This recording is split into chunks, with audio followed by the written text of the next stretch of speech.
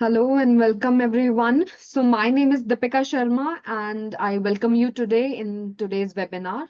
So today we are going to talk about all the logical choices that we have with us as to which college is good, which entrance exam do I have to give, entrance exam का क्या syllabus है, कैसे मुझे उस entrance exam के लिए prepare करना है and so on. There's a lot of confusion among students, especially जिनके background में कोई ऐसा person नहीं है जिसने खुद law करा हो या कोई ऐसा person जिसने 5 year कोई law program करा हो तो बहुत confusion होती है students को, especially first generation lawyers को, कि कौन सा एग्जाम अच्छा है, कौन सा एग्जाम मुझे देना चाहिए, किस एग्जाम का क्या सिलेबस है और उस एग्जाम को देने से मेरा किस किस कॉलेज में एडमिशन हो सकता है, कितनी सीट्स हैं हर एक कॉलेज के अंदर and so on. So I hope that by the end of today's webinar, you will have a good understanding of all the exams there are in India, जिसके थ्रू आप लॉ कर सकते हैं किसी भी कॉलेज से. Now, before we start today's session, there's something that we need to understand, and that is that first of all, why do I need to consider law as a career option? Law करना ही क्यों है मुझे, उससे क्या benefit होगा मुझे, या law अगर मैं करना चाहती हूँ तो उससे मुझे क्या क्या चीजें मेरे सॉल्व हो सकती हैं, या क्या आगे फर्दर अपॉर्चुनिटीज हैं लॉ के अंदर. Then we'll have a look at the actual topic of today's session, that is all the colleges and all the exams there are. We will have a particular focus on the CLAT exam also, because obviously it is one of the biggest law exam there is in India, and almost every student who wants to pursue law is preparing for this exam. So this is the most important exam that you will give in your legal career. So we will have a deep understanding of the CLAT exam. उसमें क्या क्या sections हैं, कितने question आते हैं हर एक section से, हर एक section में किस type के questions पूछे जाते हैं, और हर एक section वहां पर given ही क्यों है. And then at the end of the session, we will have a brief discussion about how we can help you prepare for this exam. Now, if we start with this session and if we think about why should I consider law as a career option for me, I want you to take a second. I want you to close your eyes and think of a world जहां कोई law नहीं है. And when I say कोई law नहीं है, I mean it. Every single rule and regulation is absent in this society. आपका कोई भी एक्ट क्राइम नहीं है. कोई भी अगर आपने किसी के साथ अग्रीमेंट करा है वर्बल या रिटन, उसका कोई वैलिडिटी नहीं है, बिकॉज अगेन कोई लॉ ही नहीं है उस चीज को गवर्न करने के लिए. कंट्रीज आपस में पीस मेंटेन करें या फ्रेंडली रिलेशंस मेंटेन करें, ये भी नहीं है, क्योंकि अगेन इंटरनेशनल लॉ भी एब्सेंट है. आपके पास कोई भी रेमेडी नहीं है किसी भी लीगल राइट के इन्फ्रिंजमेंट की, क्योंकि कोई लॉ ही नहीं है. There's a legal maxim, ubi jus ibi remedium. Where there is a right, there is a remedy. अगर आपका कोई भी राइट है, अगर आपको कोई भी हक दिया गया है, अगर उसकी कोई रेमेडी नहीं है तो आप कुछ नहीं कर सकते उस राइट का, वो आपके लिए एक वेस्ट है. फॉर एग्जाम्पल, आपका राइट है कि on the basis of gender आपको डिस्क्रिमिनेट ना किया जाए. आप अगर लड़के हैं या लड़की हैं, सिर्फ इस रीजन से आपको डिस्क्रिमिनेट ना किया जाए. This is a fundamental right also. So if I say that you have this right and you come to me and you say that I want to take admission in your college, and I say no, you're a girl, I'm not going to give you admission in my college, or you're a guy, I'm not going to give you admission in my college.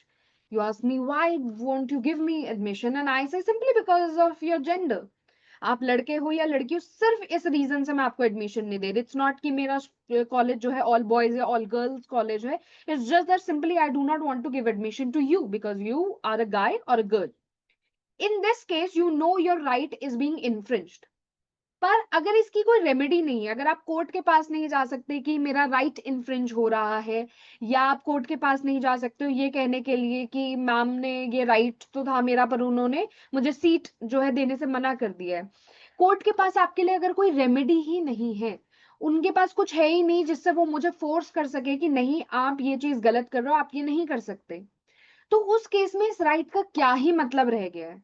ये right आपका जो है वो बस कागज पे लिखी ink जितना इंपॉर्टेंट है. जिसका कोई वैलिडिटी नहीं है, कोई कोर्ट उसे एक्सेप्ट ही नहीं कर सकता क्योंकि there is no law out there. कोई लॉ ही नहीं है जहां लिखा हुआ है कि मुझे इक्वालिटी प्रमोट करनी है या मैं जेंडर के बेसिस पे डिस्क्रिमिनेशन नहीं कर सकती। So law, if we think about it, बहुत जरूरी है सोसाइटी में। ह्यूमन बींग्स जो हैं, homo sapiens, they have been present for so many years. हम लोगों ने हिस्ट्री की किताबों में पढ़ा है कि पहले जो एंशियंट मैन था वो कैसे रहता था। You know, we all have that perception in our head कि केव्स में या पेड़ों पर कोई आदमी रह रहा है और बहुत ही अनसिविलाइज्ड आदमी है, कपड़े उसने पहने नहीं है, अगर पहने तो वो लीव से बना के कपड़े पहने। धीरे धीरे धीरे धीरे उसने चीज इन्वेंट करी, फायर इन्वेंट करा, व्हील इन्वेंट करा, उसने एग्रीकल्चर सीखा, उसने एनिमल रियरिंग सीखी, और धीरे धीरे धीरे धीरे वो मॉडर्न मैन, आज का आदमी बना। But if you think about it, क्या सर व्हील और फायर मिलने से मैं एकदम मॉडर्न हो जाऊंगी? अगर आज मेरे हाथ में एक नई इन्वेंशन रख दी जाए, लेट्स से आज के जमाने की जो सबसे बड़ी इन्वेंशन है, दैट इज आर्टिफिशियल इंटेलिजेंस। मेरे हाथ में आर्टिफिशियल इंटेलिजेंस है, बट क्या सोसाइटी ट्रांसफॉर्म हो गई है उससे? सोसाइटी में नो डाउट चेंज आया, बट वो उतनी ट्रांसफॉर्म नहीं हुई जितना ancient man to modern man change हुआ है। Why am I not seeing flying cars? Why am I not seeing कि आर्टिफिशियल इंटेलिजेंस के आते ही we are able to breathe under water में भी? ये चेंज कब आएगा सोसाइटी के अंदर? तो इन्वेंशन से चेंज आपका कंप्लीट नहीं आता है, चेंज आता है because of rules and regulations. Ancient man ने भी धीरे धीरे रूल्स रेगुलेशन बनाना चालू करे। सिंपल सोसाइटी थी तो सिंपल रूल से उन्होंने स्टार्ट करा। If something is mine you can not still it. मेरी अगर क्रॉप्स है, मैंने मेहनत से उगाई है, आप नहीं चुरा सकते। मेरी केव है, मैंने ढूंढी, मैंने उस केव की रख रखाव करा है, अब मैं उस केव के अंदर रह रही हूँ, I am used to living here, you can not steal my cave. तो छोटे छोटे रूल्स एंड रेगुलेशन से हमने सोसाइटी स्टार्ट करी। धीरे धीरे कॉम्प्लेक्स रूल एंड रेगुलेशन बनाने लगे हम लोग। धीरे धीरे सोसाइटी में जैसे जैसे हमारी क्रिटिकल थिंकिंग की और एनालिटिकल स्किल्स बढ़ी, जैसे जैसे हमारे सोसाइटी के अंदर और इन्वेंशन हुई और वर्किंग हुआ, तो हमने और रूल्स बनाना चालू करे। And to this date we have millions of laws out there in the whole world. So to imagine a society जहां बिल्कुल कोई लॉ नहीं है, I would think that it would take us less than a day. No, even a day is far too long of a time. I think it would take us less than 2 hours for the society to be in complete chaos. It is almost like a situation of purge, जहां पर आप कुछ भी कर सकते हो, anything and everything is on the table. Anything that you do won't get you in trouble because again, trouble में आओगे कैसे? आप कुछ illegal तो कर नहीं रहे हो, because there is nothing such as law. अगर लॉ ही नहीं है तो उसके अगेंस्ट आप कैसे जा रहे हो? तो if everything and anything is on the table, तो लेस देन 2 आवर्स के अंदर आई थिंक हमारी सोसाइटी जो है वो केओस में चली जाएगी। And it would take less than half a day, less than 12 hours for us to descend into complete anarchy. So law आपका सिर्फ कोर्ट रूम में जाके जो है अपनी दलील पेश करना, डेस्क पे ऑर्डर ऑर्डर करते हुए हैमर मारना, या कॉर्पोरेट ऑफिस में एक्सेल और power points banana, this is not law. Law is how the society is working. Law is how we are moving in society.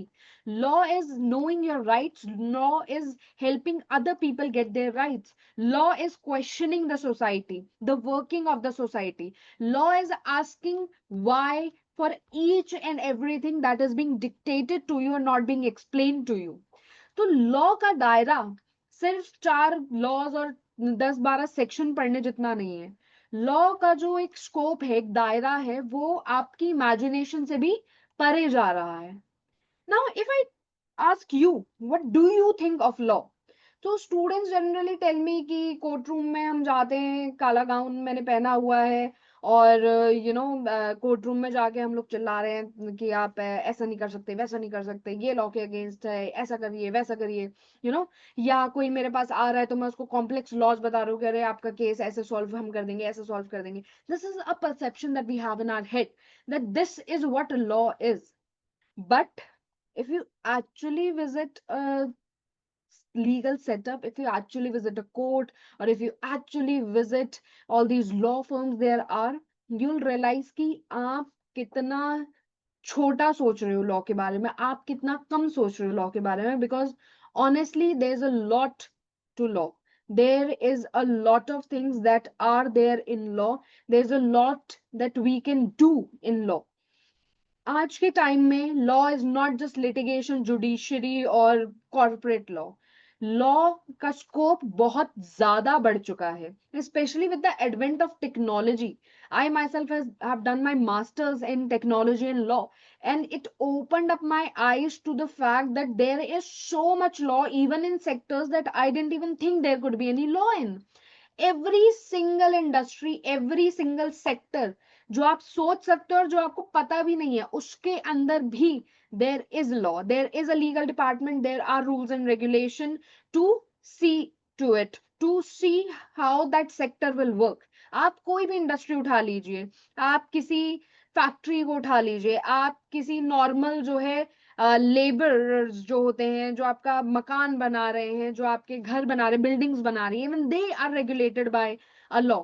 आप अगर किसी भी छोटी सी दुकान को देख लें या आप किसी मल्टीनेशनल कंपनी को देख लें, हर जगह लॉ है. Aviation sector, defence sector, agriculture sector, आपका फाइनेंशियल सेक्टर, मार्केटिंग, हर जगह पर लॉ है. हर जगह पर रूल्स और रेगुलेशन की नीड है. तो लॉ अब बस कोर्ट रूम में ऑर्डर ऑर्डर बोलना, या कोर्ट रूम में जाकर आप अपना केस प्रेजेंट कर रहे हो, मोटी मोटी फाइल्स लेके घूम रहे हो, दिस इज नॉट लॉ. आज का law is very complex, it's very interesting and it is very advance. आज के टाइम में मल्टीपल स्पेशलाइजेशंस हैं लॉ के अंदर. You have corporate law, you have criminal law, ये तो हमारे पहले से हमें पता है ये लॉज है. But IPR laws, you have specialisation in IPR, copyright और पेटेंट और ट्रेडमार्क्स के लिए स्पेशली अलग से अब आजकल कंपनीज के अंदर लीगल डिपार्टमेंट बन रहे हैं जो सिर्फ आईपीआर राइट्स जो है वो चेक करें, आईपीआर कंप्लायंसेस चेक करें किसी भी कंपनी के अंदर. You have technology in law, you have so many firms who are researching upon how to make laws for AI, how to make laws for cloud computing, how to make laws for cryptocurrency. तो ये सारे मेरे पास अलग अलग sectors हैं. मेरा interest अगर थोड़ा फाइनेंस को लेकर ज्यादा है तो I can go in this field. अगर मेरा इंटरेस्ट थोड़ा सा है कि मुझे मैनेजमेंट साइड ऑफ थिंग्स या बिजनेस मैनेजमेंट में मेरा इंटरेस्ट है, I have law for that. अगर मेरा इंटरेस्ट जो है वो चीजें इन्वेंट करने के में है, I have law for that. I have law for each and everything I could think of. If I have a hobby, if there's something that I really enjoy, I could probably find a field of law in that sector.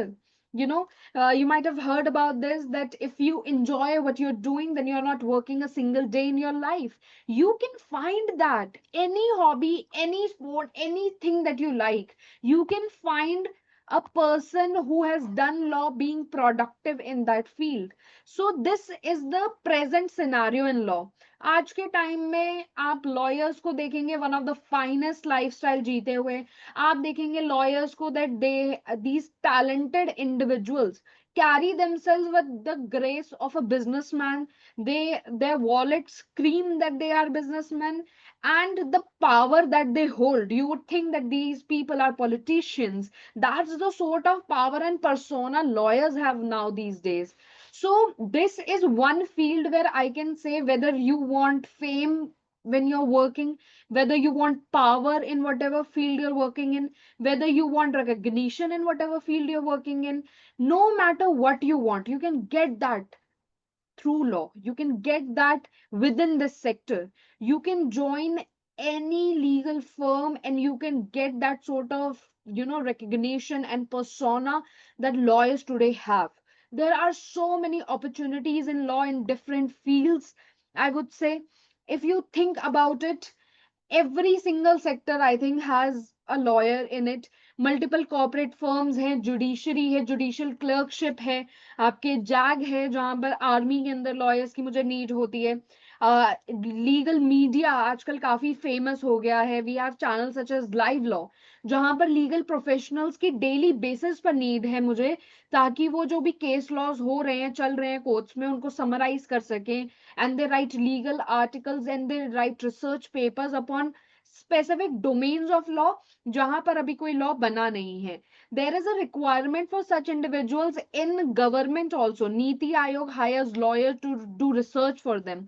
They have written wonderful white papers upon legal policies for various sectors जहां पे कोई law ही नहीं है. you could be a person who has done law, and you would be helping judiciary and legislature to decide upon matters. There are so many instances जहाँ पे judiciary ने, judges ने specific papers quote करे हैं, research papers quote करे हैं, while they are deciding upon a matter, whatever there is in front of them. Reproductive rights के अंदर आपके abortion की limit 20 से 24 weeks की हुई थी, तो multiple research papers by scholars were quoted कि क्यों need है 20 to 24 उसे shift करने की.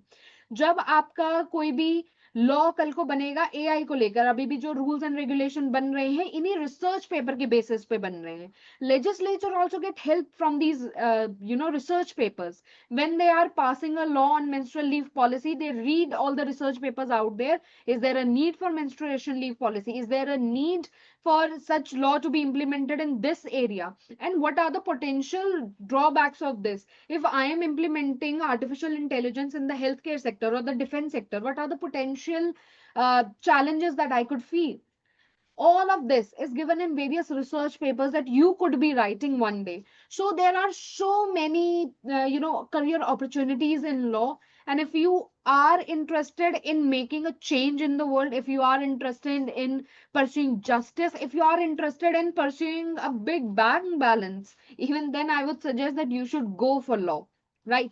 So now, coming to the most important thing that we have to discuss in today's session, and that is all these law colleges and entrance exam there are.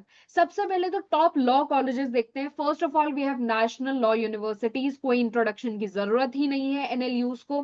NLUs for law are what IITs and IMs are for BTech and MBA students, right? तो NLUs are these premium government universities जहां पर जाना हर एक बच्चे का, एक legal student का सपना है. And there is a reason for that. ऐसा नहीं है कि कोई स्पेशल लॉ पढ़ाया जा रहा है एनएलयूज में. सेम ही कॉन्स्टिट्यूशनल लॉ है जो एनएलयू में पढ़ाया जा रहा है, जो आपके किसी नॉर्मल लॉ कॉलेज में पढ़ाया जा रहा है. Same he law of torts है जो एनएलयू में पढ़ाया जा रहा है, जो बाहर पढ़ाया जा रहा है. Same he law of crimes है, सेम ही आपका फैमिली लॉ है, सेम ही कंपनीज एक्ट है, सेम ही टैक्सेशन लॉ है, हर चीज सेम है. तो एनएलयूज इतने ज्यादा प्रेफर्ड क्यों है, एनएलयूज इतने ज्यादा सॉट आफ्टर क्यों है? Well, there is a very simple reason for that, and that is quality of study. जो क्वालिटी आपको एक एनएलयू के अंदर पढ़ के मिलेगी, जो इंटरप्रिटेशन ऑफ लॉ आपको एक एनएलयू में पढ़ाया जाएगा, जो अंडरस्टैंडिंग आपकी लॉ कैसे अप्लाई करते हैं, इस लॉ का मतलब क्या है, ये आपको एनएलयू सिखाएगा. वो बाकी इंस्टीट्यूशन शायद उतना बढ़िया नहीं सिखा पाएंगे आपको. देयर इज अ रीजन कि इतने बच्चे इन एनएलयूज के पीछे भाग रहे हैं. That is that the quality that the NLUs have set, they have set a benchmark. Baki colleges, they are struggling to reach that benchmark. NLUs are already starting through that point, जहां पे अभी पहुंचने के लिए बाकी colleges को struggle करना पड़ रहा है. तो एनएलयूज जो है उनका इंफ्रास्ट्रक्चर, उनके प्लेसमेंट अपॉर्चुनिटीज, उनका करिकुलम, उनका the way of teaching, the faculties they have hired, they are a level above the minimum requirement. That is why NLUs are so sought after. We have 27 national law universities in India. We have Bangalore, Hyderabad, Delhi, Kolkata, Jodhpur, Gandhinagar, Bhopal, Mumbai, and so many more industries. So many more NLUs are out there. And apart from NLUs, there are other colleges also that are very good, and we are going to talk about them also. We have many other government law colleges. हमारे पास GLCA Government Law College, which is in Mumbai. We have ILS Indian Law Society, which is in Pune. We have USLLS, which is University School of Law and Legal Studies, New Delhi, also known as the Dwarka main campus of IP University, very sought after again. We have BHU, which is in Varanasi. We have University of Allahabad, which is obviously in Allahabad. We have so many government colleges that are really, really sought after.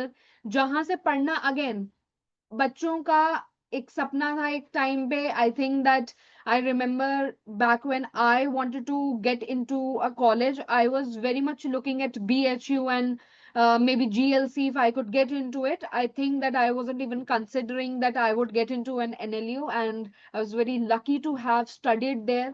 to have seen what is the difference between an NLU and a normal law college, that was really eye-opening for me. And I'll always be grateful to have that experience. And I truly wish that you guys also get to experience this at least once in your life. We have other private law colleges also. We have Jindal Law School, which is in Sonipat. We have Symbiosis Law School, जिसके चार campuses हैं, Pune, Noida, Hyderabad, and Nagpur. We have NIMS, which is in Navi Mumbai, Bangalore, and Hyderabad. Again, 4 centers. We have Christ University, which has 3 centers: Bangalore, NCR, and Lavasa. We have UPS Dehradun, and then we have Nirma University, Ahmedabad, and so many more law colleges out there. Now, if we talk about what are the top exams through which you can get into these top law colleges in India, we have first of all the exam, CLAT exam, Common Law Admission Test, very, very, very important. Consortium of NLUs ये exam conduct करवाते हैं for 27 national law universities. We have 3,700 plus seats in all the NLUs combined. सभी NLUs की मिला के around 3,700 plus seats हैं. So there's a good opportunity for you to get into these colleges if you give just one single exam. CLAT का exam दिया और 3,700 plus seats के लिए मैं वैसे ही eligible हो जाऊंगी. And अगर मेरा CLAT में score जो भी आया है वो स्कोर में भी मुझे बहुत अच्छा एनएलयू नहीं मिल रहा या कोई एनएलयू नहीं मिल रहा, there are so many universities out there जो कि क्लैट का स्कोर एक्सेप्ट करते हैं. IP university for example, again one of the top institutions for law, IP university भी क्लैट का स्कोर एक्सेप्ट करती है. तो this is a very good opportunity and avenue for me, जहां पे मैं क्लैट के स्कोर्स के थ्रू एडमिशन ले सकती हूँ बाकी यूनिवर्सिटीज के अंदर भी. Now if we talk about NLU Delhi, बाकी सब एनएलयूज के लिए क्लैट का एग्जाम है, but specifically for NLU Delhi there is AILET, all India law entrance test. ये एनएलयू दिल्ली ही कंडक्ट करवाता है और इसके थ्रू आपका सिर्फ एनएलयू दिल्ली के अंदर ही एडमिशन हो सकता है. There are 120 seats in NLU Delhi for you. Then we have Symbiosis Law Admission Test, LAT. This is this is conducted by the Symbiosis Test Secretariat. Symbiosis के again 4 centers हैं, आपके 4 campuses हैं, Pune, Noida, Hyderabad, and Nagpur. And we have a total of 1,080 seats in all these 4 colleges. Then we have entrance test for Christ University, जो कि again Christ University conduct करवाता है. ये आपके Christ University School of Law के लिए है, जिसके campuses Bangalore, NCR, Delhi and Lavasa के अंदर हैं. We also have Maharashtra Common Entrance Test, जो कि 5-year LLB के लिए करवाते हैं. This is done by the Common Entrance Test Cell of Maharashtra, जो कि महाराष्ट्र गवर्नमेंट ऑपरेट करती है. इसके through Maharashtra state university affiliated जितने भी लॉ कॉलेजेस हैं उसमें आपका एडमिशन हो सकता है. देन वी हैव एनलैट एग्जाम, जो कि LNAC कंडक्ट करवाता है. ये जिंदल ग्लोबल लॉ स्कूल के लिए है. वैसे एनलैट का एग्जाम आपका यूके की यूनिवर्सिटीज में एडमिशन के लिए है, but Jindal accepts this AILET score. So that is again a good opportunity for you guys if you are considering कि मुझे बाहर किसी country से law करना है, तो by giving this exam you are eligible for some law universities in UK, and also you'll be eligible to take admission in Jindal Global Law School. Now let us talk about what sections do these tests help. CLAT के अंदर आपके 5 sections हैं: English, logical reasoning, legal reasoning, general awareness and quantitative aptitude. Other than this, we have ALET, जिसके अंदर you just have English, logical reasoning and general awareness.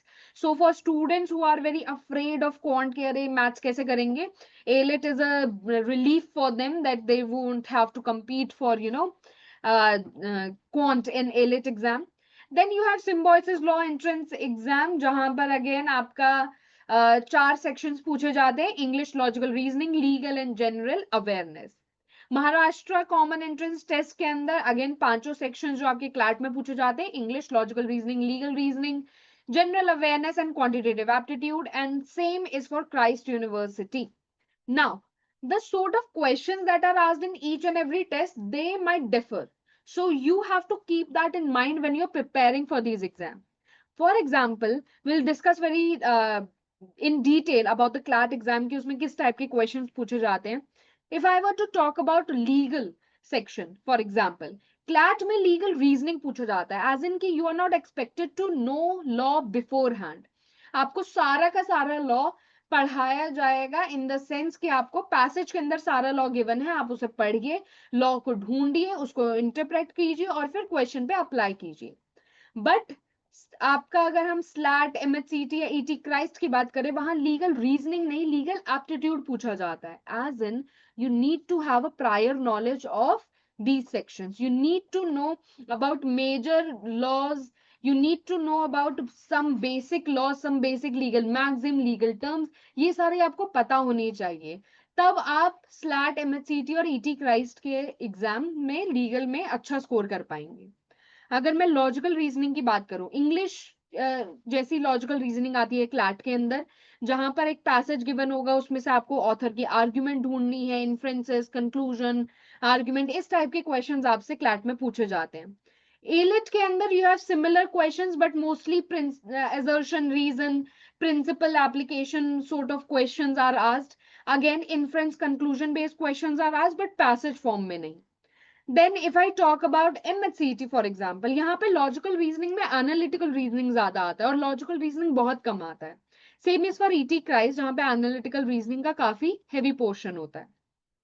Difficulty level भी questions का vary कर सकता है। क्लैट में moderate to difficult questions आते हैं, बहुत डिफिकल्टी ज्यादा नहीं होती क्लैट के एग्जाम की। एलिट की डिफिकल्टी लेवल काफी हाई है। जो level of English, logical reasoning या जीके एलिट के अंदर पूछा जाता है, it is quite high because there's a lot of competition out there, so the competitiveness is managed by changing the difficulty level of the exam. Slate का paper again बहुत मुश्किल नहीं आता है, if you have decently prepared for the sections in CLAT, let's say, तो slate में आप काफी अच्छा स्कोर कर सकते हो। एमएचसीटी का डिफिकल्टी लेवल काफी कम होता है, इसके English, logical reasoning, GK and even quant जो है वो थोड़ा सीयूईटी लेवल का आपका पूछा जाता है। Same is for ET Christ also. So the pattern of the question, the type of questions that are asked, and the difficulty level is varied in all the tests.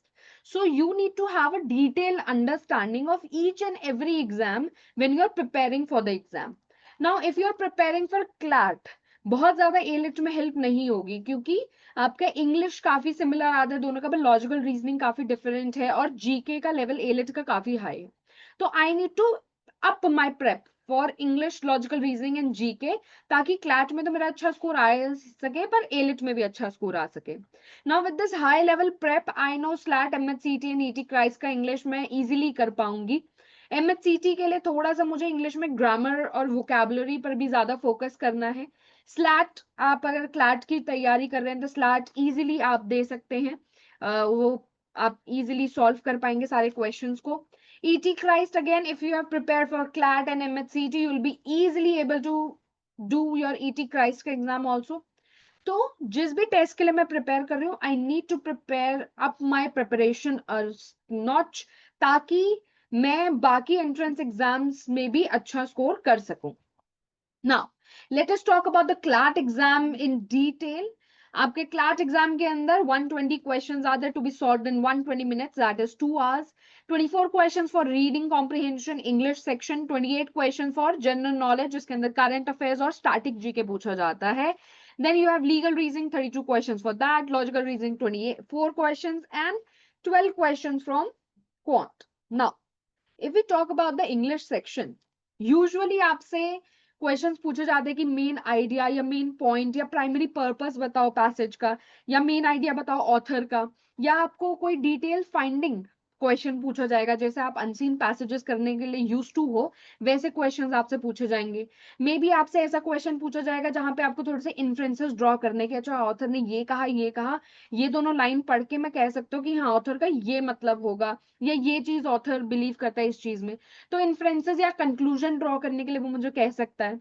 Tone of the passage बहुत पूछता है author, या attitude of the passage पूछता है, या author जो है वो कहना क्या चाह रहा है इस पैसेज में, वो आपसे क्वेश्चन इस टाइप के पूछे जाते हैं। So this is again, if you know all the tones, हर एक टोन का मतलब क्या है, तो मैं इजीली आंसर कर सकते हो आफ्टर रीडिंग द पैसेज की टोन क्या है ऑथर की। Then meaning of some words are also asked, so that is also very good thing. Now what is the section testing? देखो क्लैट का जो एग्जाम बना है बहुत क्लेवरली बनाया गया है। कंसोर्टियम आपसे कोई भी ऐसा क्वेश्चन पूछ ही नहीं रहा है क्लैट के अंदर जो आपके लॉ स्कूल की जर्नी के लिए सही नहीं है। आप कहेंगे कि लॉ स्कूल में ठीक है इंग्लिश तो आएगा, इंग्लिश मेरी अच्छी होनी चाहिए लॉ पढ़ने के लिए, व्हाट अबाउट करंट अफेयर्स, वो क्यों पूछा जाएगा मुझसे? लीगल भी चलिए, हम लॉ पढ़ रहे हैं तो लीगल रीजनिंग तो मेरी अच्छी होनी ही चाहिए।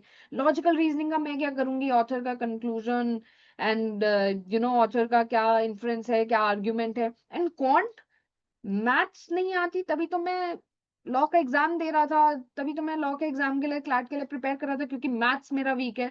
लॉ में मैथ्स कहाँ आता है? वो थोड़ी ना मुझे बोलेंगे कि ये इक्वेशन सॉल्व करो तब तुम्हें हम केस जिता देंगे, तब हम बोलेंगे कि हाँ तुमने केस जीता है। तो ये हर एक सेक्शन का क्या पर्पस है ये भी हम साथ साथ देखते जाएंगे। सी, लॉ स्कूल के अंदर you will be required to read huge amount of data, है ना। मैं नहीं कहूंगी कि आपसे बोलेंगे कि एक दिन में 500 पेजेस पढ़ो, पर काफी केसेस, लेंदी केसेस आपको पढ़ने पड़ेंगे, लॉ बुक्स आपको पढ़नी पड़ेंगी। तो आपकी रीडिंग स्किल्स डेवलप होनी चाहिए, आपकी रीडिंग स्पीड काफी अच्छी होनी चाहिए। जब आप किसी भी पैसेज को पढ़ रहे हो तो उसमें क्या आपने पढ़ा वो आपको समझ आना चाहिए, आप इंटरप्रेट कर पाओ उसको। अपना जो भी पैसेज है, जो भी आपने पढ़ा है, जो भी केस आपने पढ़ा है, उसे समराइज कर पाओ, उसमें से इंफॉर्मेशन को ऑर्गेनाइज कर पाओ। This is very important. अगर मैं एक केस पढ़ रही हूँ जो कि लेट्स से 800 पेजेस का है, तो अगर मैं हर एक पैसेज बार बार हर बार पढ़ूंगी, it is not going to work for me. तो I need to summarise each and every passage, I need to organise the important information जो कि मेरे लिए रेलिवेंट है। I need to have very good analytical skill to analyse की हो क्या रहा है इस केस के अंदर। And all of that will be redundant अगर मेरी रीडिंग स्पीड ही नहीं है। तो इंग्लिश का सेक्शन फोकस कर रहा है, टारगेट कर रहा है इन सब स्किल्स को। Then if I talk about the GK section, now सबसे पहले तो लॉ स्टूडेंट के लिए जीके इंपॉर्टेंट क्यों है? I think that this is one field जहां पे current affairs and GK is the most important.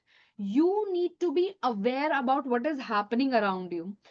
You can say that you do not support the government or you are supporting the government, you could be with or against the government or its policies, but that doesn't mean कि आप बोल सकते हो I am not going to have a political opinion, I am not going to comment upon whatever is happening in the society. It is a very human thing कि जब तक मेरे साथ injustice नहीं हो रहा, मैं दूसरे के साथ हो रहे injustice पे comment नहीं करूंगा। बट अगर आप साइड लाइन में खड़े होके इंजॉय करोगे या इनडिफरेंस से देखोगे किसी एक बंदे के साथ जो इनजस्टिस हो रहा है, it won't be long before you are in their place and you will be the one जिसके साथ इनजस्टिस हो रहा है।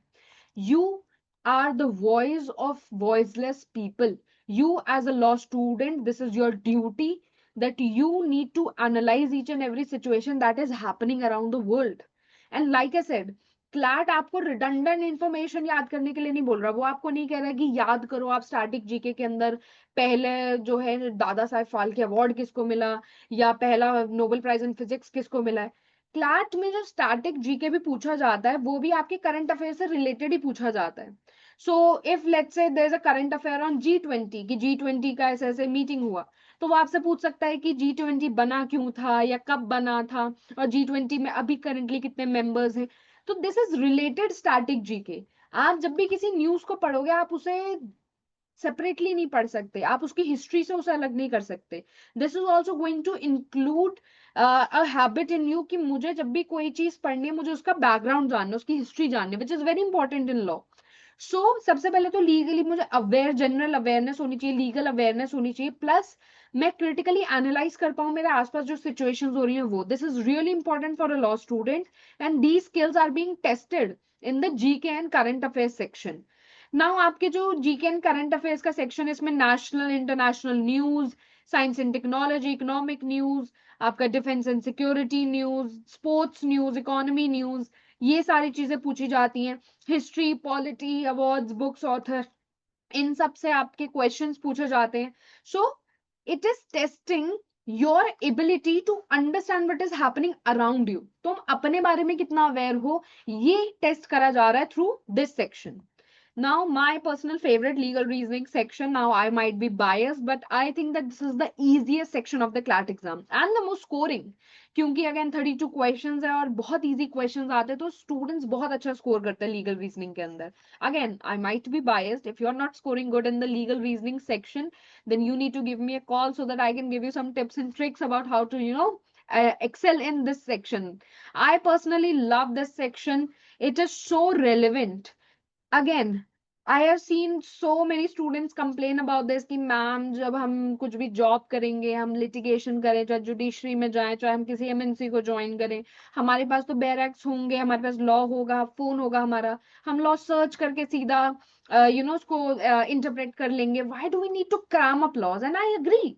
Why do you need to remember all these laws? This is what even the consortium understands कि सारे law याद करने का कोई पॉइंट ही नहीं है. That is why they do not test your law skills, your law remembering skills. They test कि आप लॉ को पढ़ के छांट सकते हो, उसे इंटरप्रेट कर सकते हो, फिर उसे अप्लाई कर सकते हो रियल लाइफ सिचुएशन में. आपकी प्रॉब्लम सॉल्विंग स्किल्स कैसी हैं, आपकी कम्युनिकेशन स्किल्स कैसी हैं, एनालिटिकल स्किल्स कैसी, क्रिटिकल रीजनिंग स्किल्स कैसी हैं. आप क्या पूरा एक लंबा सा पैराग्राफ पढ़ के उसे समराइज और ऑर्गेनाइज कर सकते हो? These all skills are being tested in the legal reasoning section. Now, if we talk about the syllabus for this section, very basic laws: constitutional law, contract law, law of torts, criminal law, my favorite, family law, again, I love family law, IP and international law, and any law of public relevance and importance. तो इसके अंदर आपके Consumer Protection Act, जिस पे passage आ चुका है आपका, you have your IT act, जिसपे लगातार 2 साल पैसेज आया था. You have IP laws. All of these laws are laws of public relevance and public importance. तो इसके ऊपर भी बहुत पैसेजेस आते हैं. Most importantly legal current event से पैसेज आते हैं. तो कुछ भी अगर करंटली अभी दुनिया में हो रहा है, करंटली अभी कोई भी चीज चल रही है, कुछ भी अगर आपको ऐसा दिख रहा है कि हाँ कोई नया जजमेंट आया, कोई नया रूल रेगुलेशन, कोई नया लॉ बना है, तो that is one thing that you need to have deep understanding of, क्योंकि there's a very good chance that might be asked to you in the exam. BNS, BNSS, BSA नए laws आए हैं आपके last year आपके implement हुए हैं. तो there is a good chance कि बीएनएस पर आपको कोई क्वेश्चन पूछा जाए, या बीएनएसएस से या बीएसए से कोई क्वेश्चन पूछा जाए. आई नो कि अभी लेटेस्ट जो एक वक्फ एक्ट बना है, तो वक्फ एक्ट के ऊपर भी पूछा जा सकता है. May be Muslim personal law में से मुझे क्वेश्चंस पूछे जा सकते हैं. तो हर बार मुझे देखना पड़ेगा कोई नया रूल रेगुलेशन, कोई नया जजमेंट आया हो, उससे मुझे वेल अवेयर रहना पड़ेगा, ताकि मैं प्रिपेयर्ड रह सकूं क्लैट के लीगल रीजनिंग सेक्शन के लिए. Now we have logical reasoning. Personally, I am a little afraid of this section because it sounds so complex. What is inference, conclusion, argument? What is paradoxical statements? What is weak? How does a state argument become weak or strengthened? It is sounds very complex, to be honest, but once you understand what is inference, conclusion, what is argument, what are paradoxes, you will absolutely love this section. If you are somebody who is very curious, if you are somebody who questions everything, ये ऐसे नहीं ऐसे क्यों हुआ, ये ऐसे क्यों हुआ, ये चीज ऐसे क्यों बोली गई, अरे ये अगर इसने ऐसा हुआ फिर ऐसा हुआ तो फिर इसने ये क्यों करा. अगर आप इतने क्यूरियस हो, अगर आप हर चीज जानना चाहते हो, अगर आपको हर चीज का रीजन जानना पसंद है, you are going to love logical reasoning का section, because this is what they are testing in this section.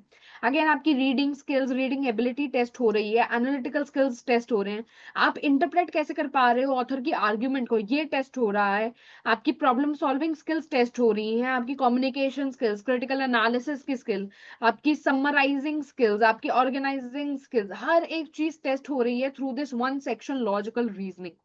The only game is to understand the argument of the author. क्योंकि एक बार आपको ये समझ आ गया तो आप हर एक क्वेश्चन इजीली कर पाओगे, because all the questions are asking you कि कौन सी चीज ऑथर के आर्ग्यूमेंट को वीक कर रही है, कौन सी चीज ऑथर के आर्ग्यूमेंट को स्ट्रेंथन कर रही है, कौन सी चीज ऑथर के आर्ग्यूमेंट को या ऑथर के आर्ग्यूमेंट से अजम्पशन में क्या निकाल सकती हूँ या कंक्लूजन क्या निकाल सकती हूँ, और उसे सप्लाई कौन सी स्टेटमेंट कर रही है.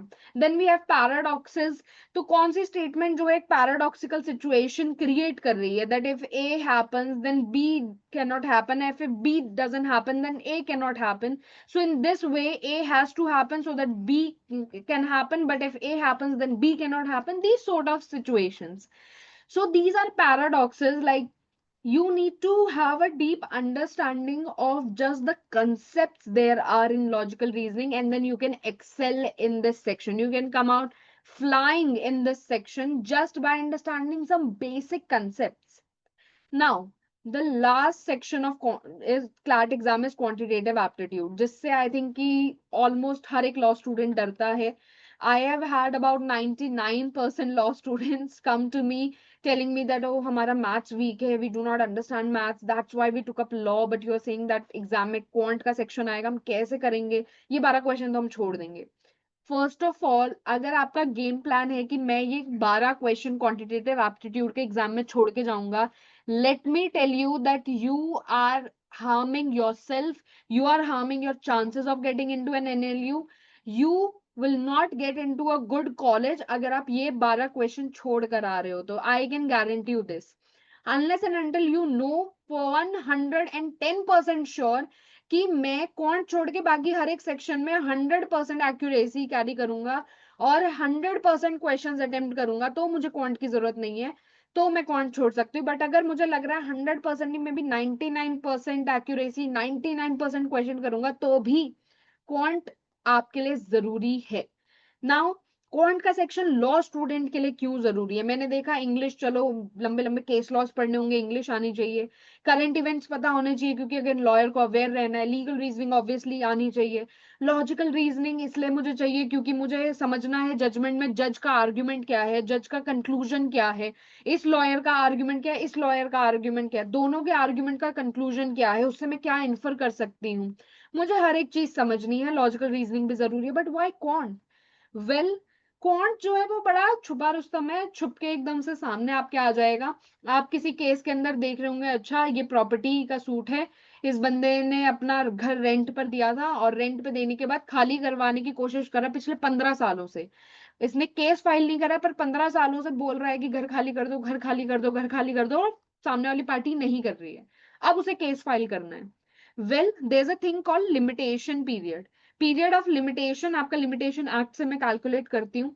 हर एक केस में आपका क्या पीरियड ऑफ लिमिटेशन है मुझे देखना पड़ेगा, क्योंकि अगर ये पीरियड ऑफ लिमिटेशन निकल गया तो केस करना हो जाएगा बहुत मुश्किल. तो मेरे लिए पीरियड ऑफ लिमिटेशन कैलकुलेट कर पाना और एक्यूरेटली कैलकुलेट कर पाना बहुत जरूरी है. देन, अगर मान लीजिए यू हैव अ टॉर्ट का case in front of you, जहां पे देयर वाज दिस पर्सन जिसका एक्सीडेंट हो गया, 40-year-old male, he was going to work, उसका एक्सीडेंट हो जाता है, डेथ हो जाती है. अब इस केस में कॉम्पनसेशन मुझे चाहिए, पर कितना कैलकुलेट कैसे करूंगी मैं उसे? हर एक मुझे जो भी खर्चा होगा, हर एक जो भी मेरे पास नंबर है, मुझे उसको ऐड करना है, मुझे नंबर्स को मल्टीप्लाई करना है बाय अ मल्टीप्लायर.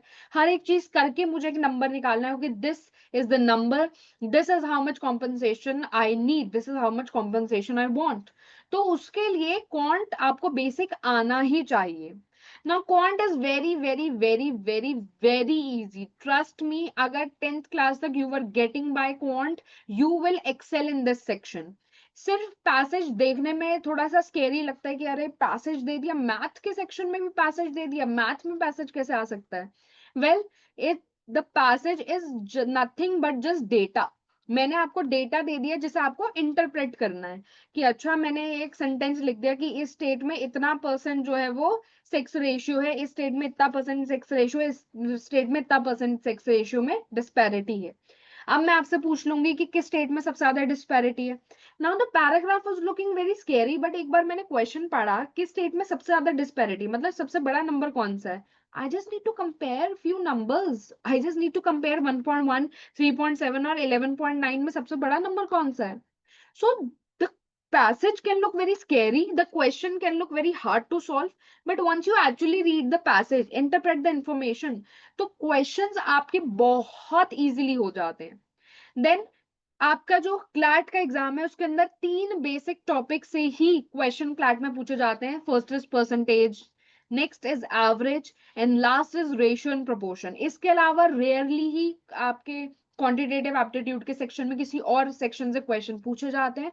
तो if you master these 3 topics, percentage, average, ratio and proportion, just 3 topics, and you can master the quantitative aptitude section.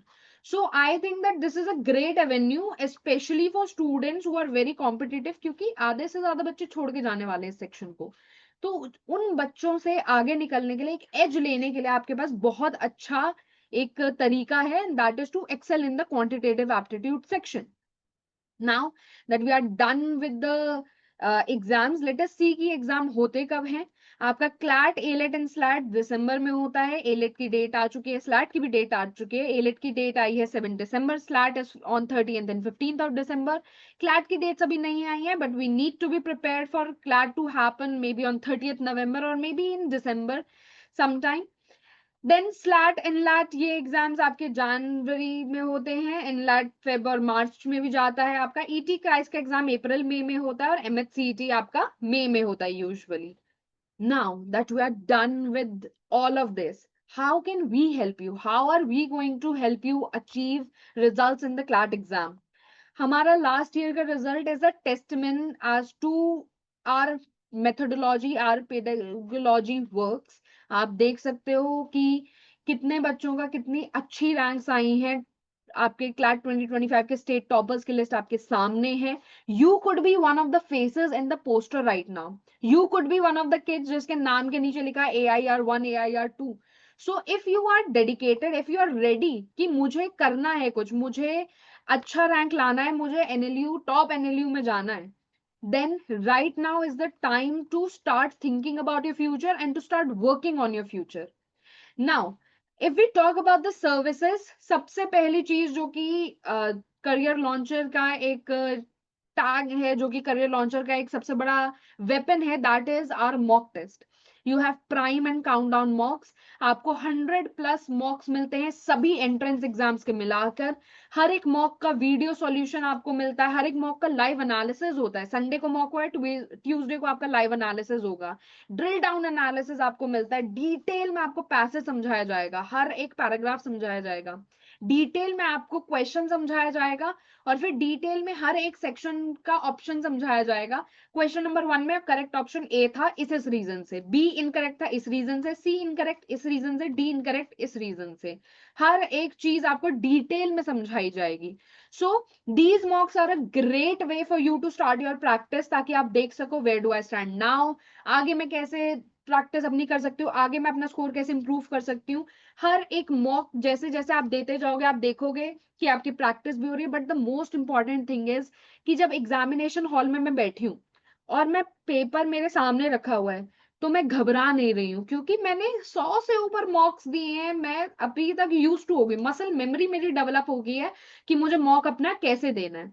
तो you need to give as many mocks as possible, ताकि आपकी भी वो muscle memory develop हो जाए कि आप exam में घबरा नहीं रहे हो। एक एंजाइटी सभी को होती है, even we give CLAT exam every single year, and starting few years में हमें भी हर बार एंजाइटी होती थी, even though we have completed our law journey, we have completed our law college, but even then whenever I am giving this CLAT exam, कभी कभी एक वो hint of anxiety मेरे अंदर आती है कि I am giving this exam, I am studying for this exam, and I need to secure a good rank in this exam. But if you give all these mocks, 100+ mocks in a year, आपकी वो anxiety खत्म हो जाएगी। आप cool काम mind से question को solve कर पाओगे, एनालाइज कर पाओगे, कूल काम माइंड से आप करेक्ट ऑप्शन को चूज कर पाओगे। So this is very very very important that you give as many mocks as possible. Now other services की अगर मैं बात करूं, you have classes here, obviously you have strategy videos, topic wise test, हर एक topic का test. Law of contract हुआ, उसके 6 to 8 टेस्ट हैं। परसेंटेज खत्म हुआ, उसके 6 to 8 टेस्ट हैं। आपका इन्फ्लुएंसेस खत्म हुआ, उसके 6 to 8 टेस्ट हैं। हर एक टॉपिक के आपको 6 to 8 टेस्ट मिनिमम मिल जाएंगे, मैक्सिमम 15 टेस्ट भी आपको मिल सकते हैं एक ही टॉपिक के।